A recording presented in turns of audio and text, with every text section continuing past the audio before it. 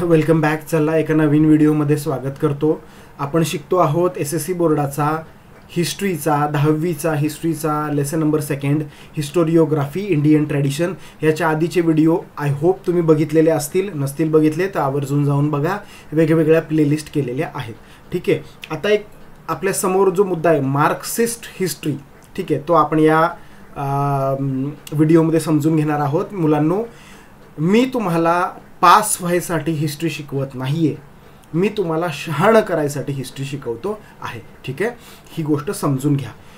मनापासून हिस्ट्री शिका. ठीक आहे. आणि अजिबात गाईड वापरू नका, भूकंपट्टी करू नका, उगाच आपलं पाठांतर करून उत्तरं लिहू नका, त्याच्यामध्ये काही मजा नाही. ठीक आहे. लेसन नंबर 1 आपण नोटेबल स्कॉलर्स बघितलेले आहेत आणि त्या नोटेबल स्कॉलरमध्ये एक स्कॉलर बघितलेला, एक अतिशय महान माणूस. काही लोक त्याच्यावर प्रेम करतात, काही लोक त्याचा द्वेष करतात, काही लोकांच्या मध्ये तो बरोबर आहे, काही लोकांच्या मध्ये तो चुकीचा आहे. जे काय असेल ते असेल, पण तो माणूस मात्र मोठा आहे, याच्यामध्ये काहीही शंका नाही. आणि त्या माणसाचं नाव आहे कार्ल मार्क्स.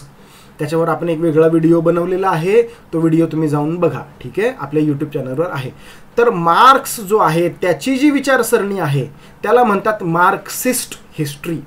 ठीक आहे. आणि तो मुद्दा आत्ता आपल्याला इथं विचार करायचा आहे. चला बघा, कोण दिसत आहेत तुम्हाला समोर दिसत आहेत? दामोदर कोसंबी, ते तुम्हाला समोर दिसत आहेत. बघूयात आपण. The concern for the means of production, modes of production and the industrial relations were at the centre of the writing of the Marxist history. आता मी तुम्हाला एक गोष्ट सांगतो, तुम्ही हा व्हिडिओ इथं पॉज करा आणि तुम्ही तो कार्ल मार्क्सचा जाऊन व्हिडिओ जाऊन पहिले बघून या. म्हणजे काय होईल, तुम्हाला तो मुद्दा समजेल की हे सगळं काय आहे का नाही. हे सगळं डिटेलमध्ये मी त्याच्यामध्ये बोललेलो आहे. ठीक आहे.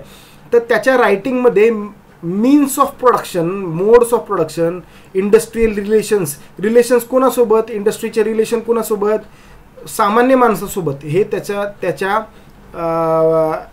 लिखाणाचा केंद्रबिंदू होता. ठीक आहे.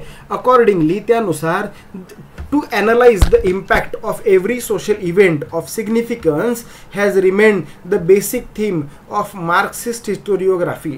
हे सगळं तुम्हाला कळलं. तुम्ही तो व्हिडिओ जाऊन बघा, तुम्हाला हे सगळं कळलं. ठीक आहे. पुढे बघा, हे दामोदर कोसंबी आहेत, जे मार्क्सिस्ट हिस्ट्री ज्यांनी लिहिली त्याच्यामध्ये ह्यांचं नाव खूप मोठं आहे बरं का. पुढे बघा. चला.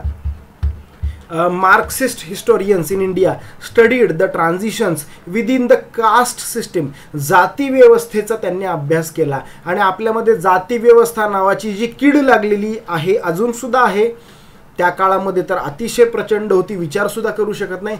उच्च जाती, नीच जाती, उच्च जाती, कनिष्ठ जाती, वरिष्ठ जाती, वरची जात, खालची जात, वेगवेगळे धर्म, सत्यानाश झाला, सत्यानाश ह्या आपल्या सगळ्या सिस्टीमचा.